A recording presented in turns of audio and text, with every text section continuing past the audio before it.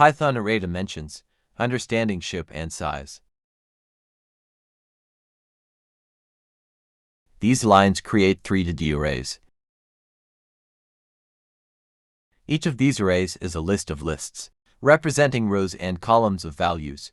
In this case, each array has 2 rows and 4 columns, and the values are integers ranging from 1 to 8. This line imports the NumPy library.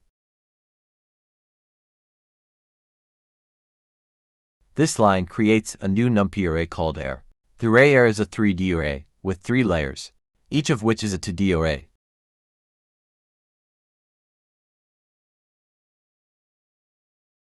This line prints the number of dimensions of the array arr.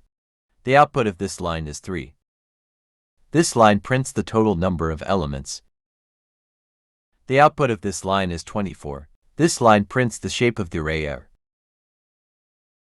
The output of this line is 324. To watch more, subscribe.